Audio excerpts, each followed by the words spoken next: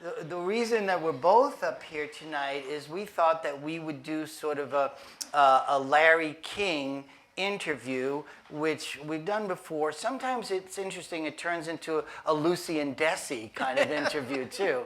So we try to have some fun and also pass along some good information to you. Tonight we're going to empower you through Patricia's teachings to learn how to capture your dreams, what dream symbols mean, and how to use our dreams to help us in whatever daily dilemmas we have or something in the past that hasn't been cleared up yet. So we're going to have a wide range, and anybody who's interested or willing or brave enough, Patricia will take a dream from you tonight, and you'll see how all of the theory that we'll talk about actually works. All right. So I want to start with a short quote. Perhaps you've heard, of course, of Dr. Sigmund Freud and Dr. Carl Jung. These were the early pioneers of psychology, of modern psychology. We all are concerned about what's happening in Europe and Ukraine with Russia, etc. So this quote comes to mind, and I want to then relate it to our subject tonight of dreams. So Carl Jung said, "Much of the evil in this world is due generally to the fact that men are unconscious. Much of the evil in this world is due generally to the fact that men are unconscious." He only said men, by the way. You noticed? Man. I think you should say man. Man. Man. No, he said it once. I said it twice. So let's jump into it. What do we mean when we say the unconscious? Okay, here we go. Let's talk about the unconscious. Well, let's look at it this way. Let's see an iceberg. The tip of the iceberg is what we see. That is our conscious mind. So we're talking about the whole consciousness is the unconscious. This is the conscious. Then just below the surface is the subconscious. But below that is the much wider, vaster, huger unconscious. And that includes our own unconscious and the universal unconscious. So when Jung is talking about this unconscious, that men are generally in the unconscious, they're not what we consider conscious, meaning awake or holistic in some way. What is that comprised of, that unconscious and then the subconscious? Well, what is it comprised of? It's comprised of what we just said, the consciousness, the conscious, the subconscious, and the unconscious. So that's comprised of, well, we call that the self. That's the inner self, capital S. And the unconscious, as you've explained in the book, is where the shadow world is, the underworld is, and where dreams come from. Can you talk about that? Well, not just the shadow. Everything comes from our unconscious, our self. So all the unsaid mysteries of our lives and everything that we've gathered, all the data we've gathered throughout the day, throughout our lives, every second of every hour we're gathering data through our senses, through our touch, taste, eyes, hearing.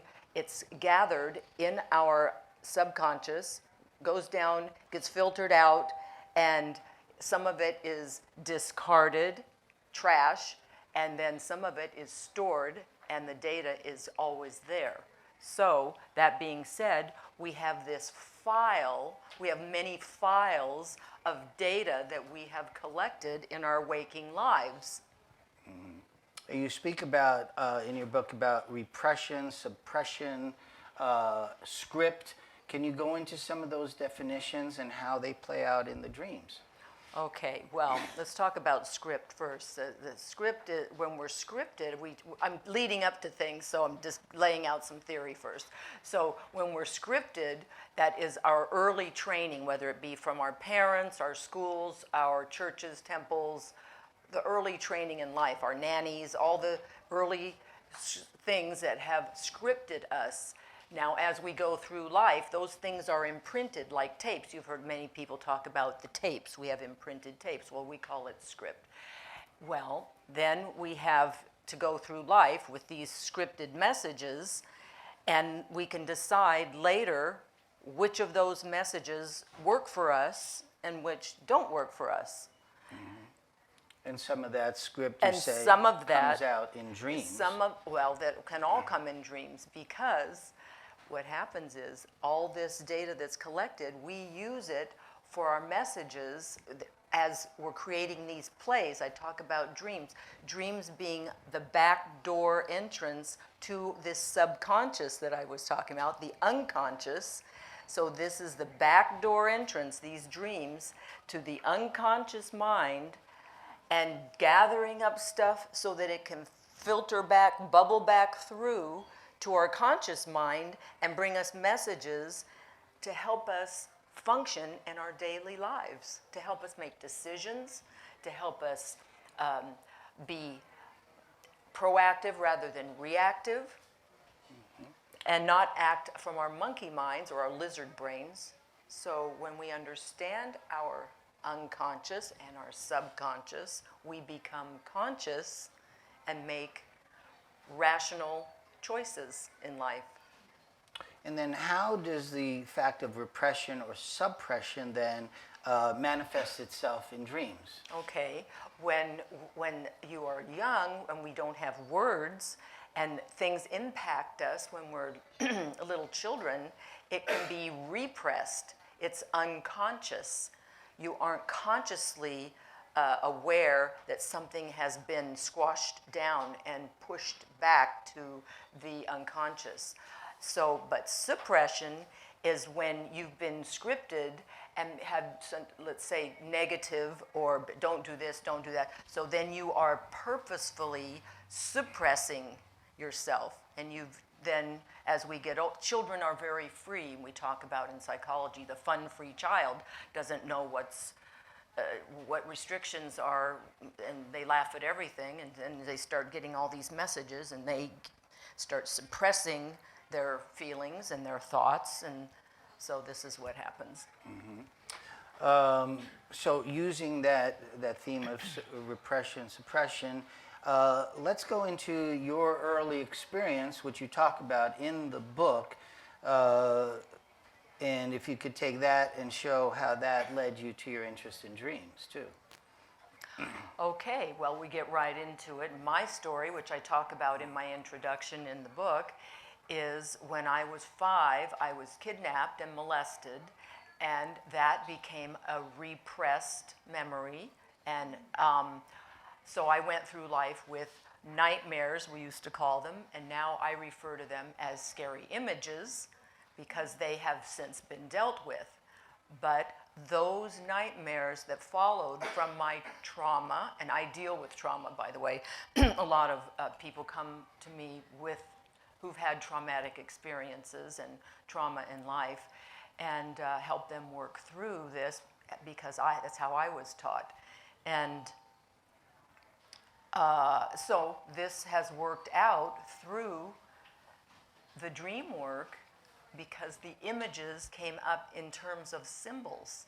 I didn't know that the witch on the big broom was chasing me and I was flying away. Well, that was a phallic symbol. We talk about symbols. So here's this big broom, and so here's this broom chasing me with the scary witch, and that haunted me for years until I learned this work and that this was not a nightmare but a scary image bringing me to consciousness, because that message, when understood, was what saved me. If we can, let's use that dream, and more specifically, you talk about why there's a witch. If there's a phallic symbol, shouldn't it be a man that's chasing you? So why is there a witch? And then you also talk about that dream as that you are trying to fly up or you're trying to go up. Can you relate those two? Right. Symbols? Okay, so here's another important thing in this dream work starting from Carl Jung, Jungian dream work. We talk about a man in a dream represents your feelings. There's a paradox. So if there's a man in a dream, it's talking about your feelings. If there's a woman in your dreams, we're talking about your thinking, your ideas, your productivity, the masculine side of life. So it's reversed. Now, so the witch was an old witch, so then it was an old idea, old scary thoughts. So it's a masculine image because it's a female scary figure. Okay. But it has the going The up, phallic which- symbol chasing, yes. And going up. And represent- going up, when I'm swimming going up, I'm going up into my head to escape my feelings. That's the other component, is when you go up, you're in your head, the masculine. And when you're going down, if anywhere is going down, you're in your feeling centeredness, the feminine. So those, I'm just trying to give you some basic components before we can go wild. That's pretty well so far. It's kind of... Let's show them the taijutsu symbol, the yin yang, which explains what is called this Jungian paradox of the male inside the female inside the male. Now, this image you may recognize, this yin-yang symbol. What it is, the dark swirl is the feminine energy. The feminine with the white dot inside. Well, so that's the masculine inside. The white swirl is the masculine. So this is matter, that's feminine.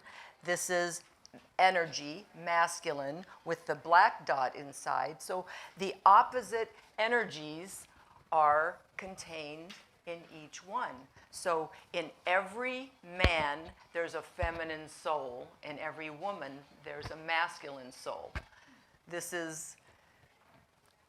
just goes back to basic Jungian stuff. But then we take it further. My mentor and I, Pat Allen, who's now 87 years old, and I promised I would carry this work on. And that's why I did the book, was because I promised her I would do this book before she decided to leave the planet, and she's still with us today. So anyway, this is the basics of our dream life. Our dreams come to us in terms of our masculine and feminine energies. Now, we all have both. Everybody has masculine and feminine energies. But there's never going to be a man as strong as a woman is inside, and there's never going to be a woman as sensitive as a man is inside. So those are the complementary forces of the universe, and it's nothing new. This goes back to ancient times, but it is modern times too, because this is what the whole computer world is based off of, the binary system. It's just energy. This is universal from the beginning of time, of positive and negative energy, and it needs both to run the planet. So, that being said. Well, and you mentioned that is the pathway to balance, or as you call it, androgyny. So can you talk about androgyny a little bit? Yeah, we're not talking about being unisex, no, but I'm talking about balance of energies. We all want, hopefully, we want to strive to have a balance in our life of our energies, balance our masculine with our feminine. So when we're working hard, when we're playing hard, we're playing hard. But we want to balance our energies, and that's how we can live optimally, is when our energies are balanced.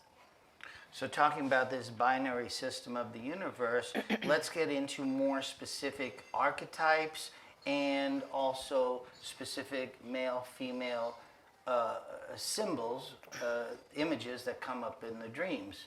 Can you explain what is an archetype? Okay, well, archetypes are generally, basically, a universally accepted idea of a particular symbol. A mother, people have a general idea what a mother is. We have a general idea, we all have a feeling about what a snake is. Those are archetypes. General, they're in folklore, so it's an accepted universal depiction of any particular symbol. So if we get into something like, let's say, a dog, how do we utilize this system of male-female. I dream I'm being chased by a Doberman Pinscher. Right? Okay. So is that male? Is that female? What does it mean? Okay, well, generally speaking, again, and I want to back up for 1 second because this is why the typical dream dictionaries don't really work, because it's different for every individual. Dreams are very personal. So if we're talking about a dog, generally speaking, it's a masculine. We'd put a masculine label on it. We'd put a feminine label on a cat, generally speaking. So those are archetypal generalizations. But if you're saying there's a Doberman Pinscher chasing you, well, that has a connotation of being an aggressive dog. So we're talking about an idea that masculine, ideas, productivity, thinking, the masculine side of life. So you're saying that my productivity, or there's some thoughts, some chasing me? you might say so, if that's what your dream is. Something in your work life is coming to bite you in the ass in your workplace. So you might say that. But if it's a little poopsie pie fluffy little dog in your dream, then it's going to be something, a different connotation altogether. Or if I love Doberman Or Pinschers, if you, this is the other why it's personal, if some people are afraid of dogs. So a dog is always going to be a scary image to them in their dream. They're afraid of dogs. People love dogs, so it's going to be personal to the individual. But you said that, for instance, a cat would be a feminine symbol, but isn't a lion or a tiger part of the cat family? Well, let's see. There are anomalies. So here are the exceptions. It's not exactly an exception. Yes, it is a feminine creature, but a lion is a cat, yes, feminine, but it's also a predatory animal. Lions and tigers are predatory. So they're sort of androgynous. They have a strong masculine and feminine characteristics. So everything is very detailed in our dream life. So you'll get more of a feeling. This is the theoretical part, but we're going to open up, not right now yet, to your dreams, if anyone wants to relate a dream, and then you'll see how this masculine feminine really explains itself. But I want to bring up too, when you talked about the lion and say, in dreams, size matters. So let me just tell you something. If something is large in a dream, it means this is a pressing issue, this is important. If there's an elephant, when something is large in a dream, it's something that needs to be dealt with. It's a big issue for you. Okay, size matters. I think I heard that somewhere. Okay. Let's segue to something that I know you hear a lot, and when people say, you tell them you're a dream analyst, they say, well, I don't dream, I don't remember my dreams. What is that when people say that? What is the reality behind that? Poppycock. We have some British... Yes, we have our British friends back there. Well, let's put it this way. We all dream. Even our animals dream. So I know that we've all seen our animals twitching and doing their little dream life, right, Donna? So our animals dream. All creatures dream. And this is more theory, but I'm sorry. This is part of the natural physiological process, the biological system that's happening called the glymphatic system. Not the lymphatic system, but there's something about the brainwashing called the glymphatic system when we're sleeping. Now, during quality sleep, not false drug-induced sleep, by the way.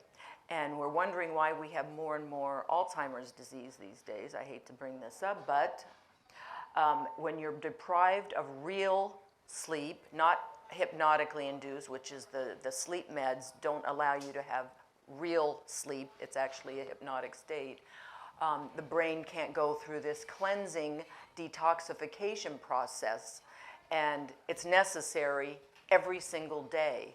So, that being said, everything dreams. Oh, you said, why do people say I don't dream? Well, my friend. Oh yeah, you have that great story about I your have friend. a story about my friend in Aspen I never dream. I don't dream, but I want to support you. I'll get your book. So she gets my book, and typically she would have several drinky winkies in the afternoon through the evening. Yeah, like she would put away a half a bottle of vodka before, just several, nothing major, on a daily basis, but nothing major. I'm just saying, but just as a head on. But so she put the book by the bedside. She didn't look at it yet. She didn't even read the introduction, the foreword. No, she just saw the cover and said she wanted to support me and said she didn't dream. I said, I bet you do, and you just call me when you do. The next morning, she called me and said, I had a dream. It was so weird. I go, well, did you read the first chapter or something? No, I was just, and here's why I want to introduce this. The intent is so important when you want to start a dream practice. The intent that you want to remember your dreams is everything. Well, let me cut you off, because this is a very important part, and I want to get into this section, really, so let's say you're not drinking and you're not taking meds, okay? So you want to then capture your dreams. Please explain your method on doing that. This is like anything else. I know we've got some golfers in here, right? Okay, whatever you do that you have to learn something and be good at it, you have to practice. So anyway, this is what you do. You keep a pad by the bed. You keep a pen. Some people keep a recording device. I still, old-fashioned, old school is best to me. Keep a pen and pad by the bed. Tell yourself before you go to sleep, this is the intent. I'm going to remember my dream. Start there. Upon waking, this is the trick. Upon waking, you keep your eyes closed for this 3 to 4 minute period called the Lyman state, but you don't need to remember that. My students do. The Lyman state.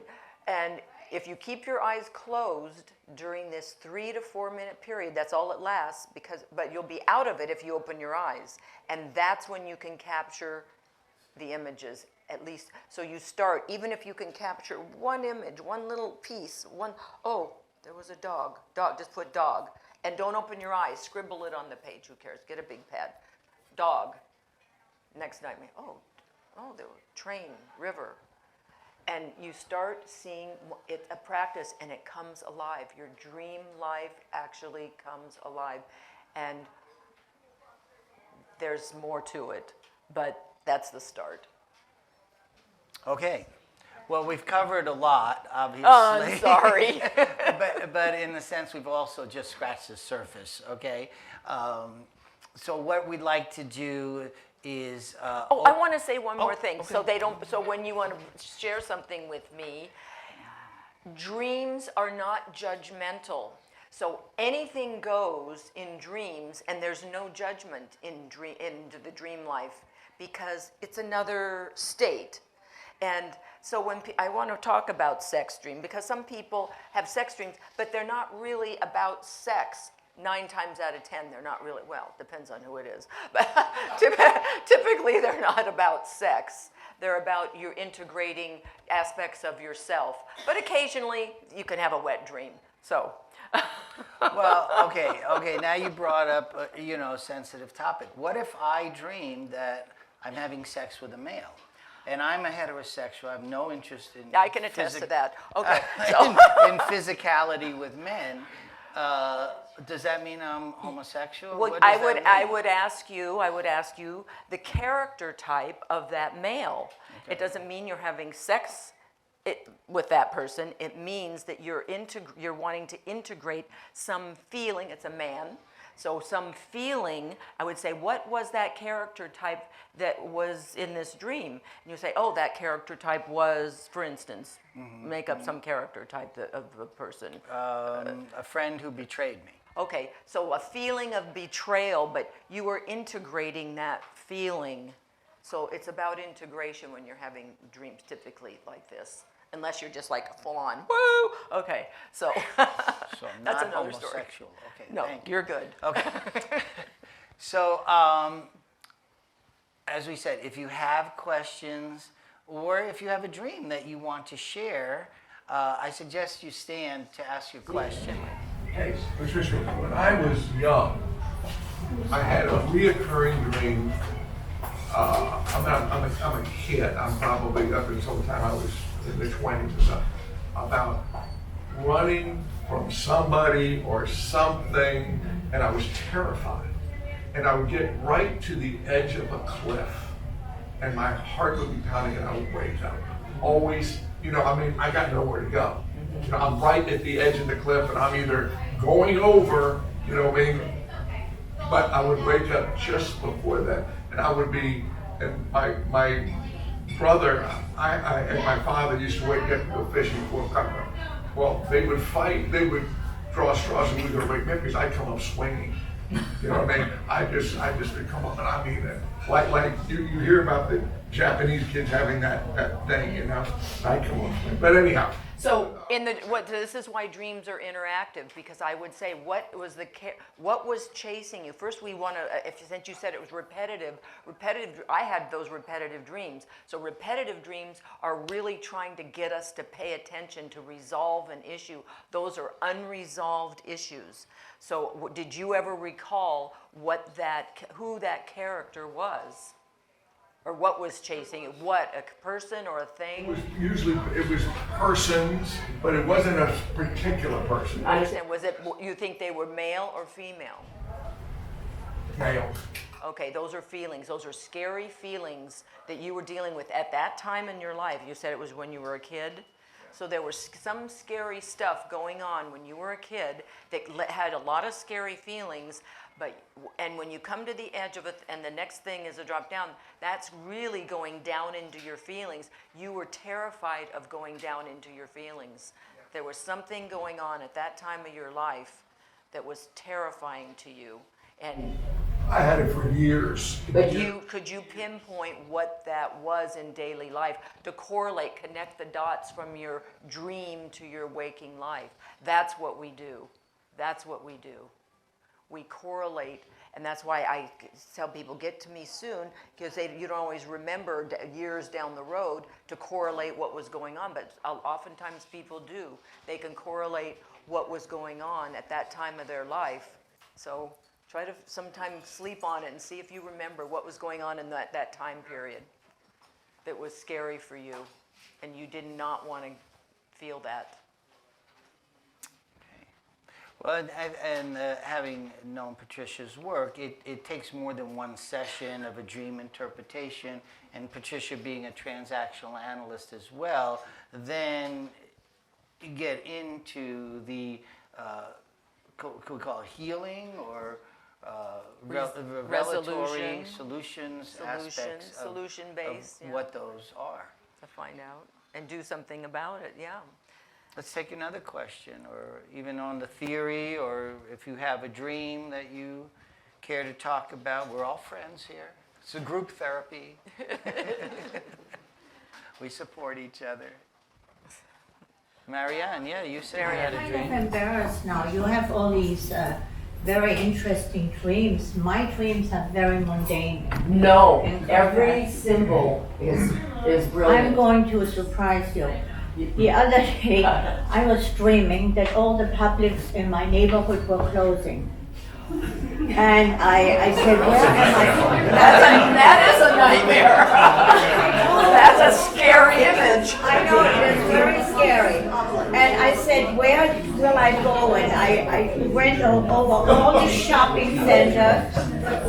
I went through the shopping centers with Publix, and then they said, down in Lake Worth, there's this Publix where you can go. Let me ask you something. And I said, I'm not going down to Lake Worth. So I went in one of the Publix, and they had a big sign, 30% off because of closure. And I said, oh, 30% off, maybe I should buy it. I mean, that's my kind of dream. There is no stick, there is no whip. That's very deep, I'll tell you why. Deep? It is. No, it's funny on one level, but I have a feeling that is an ancestral trauma dream of lack. What? Say it again, please. Her dream was that she thought that all the Publix markets were closed. and she couldn't get her needs met. This is a dream. Dreams come in terms of symbols. They don't mean that, they mean something else. So it was your feeling of lack, your feeling of that you would not have your needs met. So somewhere along the line, you have held in you, when we talked earlier, I mentioned script and things that happen to us when we're young and that are repressed, and we keep them inside of us. And so somehow, some way, something in our daily life, maybe the stuff that's on television now has triggered you to fear that there is some kind of lack of our needs being met coming ahead. And when you say ancestral dreams, can you explain what that This means? Generational trauma can come through the generations. It can be passed on, even if it isn't this generation's trauma, it can be passed on energetically. So I read this dream as your fear of a lack of having your needs met, feeling. Like for example, my family living through World War I and then World War II. I sensed it. I felt it right away. This is a generational trauma.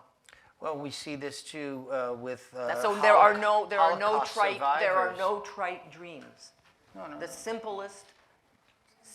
simplest seeming symbols and dreams can be very, very meaningful for your personal growth. Let's take one or two more questions. One more question. Our crew is going to pack up soon too. So, we got two. Okay, we'll take two. Dawn first, and then the person in the back. Timing on your dreams. For me, when I have a dream, it could be in color, it could be in black and white, and it's all over the place. But it's always just before I wake up. It's not in the middle of the night.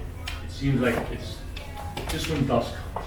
Is there a reason for when you have it? Well, we have the longest period of dreaming in that REM state. We dream all night long, by the way, but most people remember the last stage, which is the REM stage, and it's the longer stage. But we are dreaming 23% of the time in our sleep. Patricia, I hope this is not poppycock, but I have the dream, not frequently. I'm just standing by a pond, a beautiful pond, with lilies and goldfish, and I'm looking at it. And I don't know whether I'm going in or not. And then the whole thing fades. And I have this infrequently, more than once. This dream about the pond, and you're standing next to it, contemplating of possibly going into it? You're thinking fear of going into the pond, but it's a bucolic setting? It's a bucolic or scare? It's not a scary black lagoon, okay? So this is a bucolic setting, but your fear of possibly going into it? Water elements in dreams represent our sensual, sexual relationship side of life. So I say to this dream, what is it you are afraid of getting immersed in this area of your life? Is there are you about to, when does this dream, is this current or past? Past. Were you afraid to get into a relationship at that time? Well, I'd have to dig back quite far. That's the whole point. That's the point why we get this, is it related to a time in your life when you had trepidation and it seemed like it would have been an okay relationship. Maybe you ended up going into it, but at that dream meant you were a little had a little trepidation of getting into it. But it wasn't a scary, you were afraid, but it itself, see, if you had known me at the time, I would have said, why not? It seems inviting. Thank you. Can Yes, I just ask you, Patricia, one thing, because you shared it on my podcast, and I think it's just so important for people to know about their dreams. A lot of people feel like their dreams can be very scary for them, but you shared something on the podcast that really sort of summed it up, and you said, all dreams actually wish us. All dreams wish us well.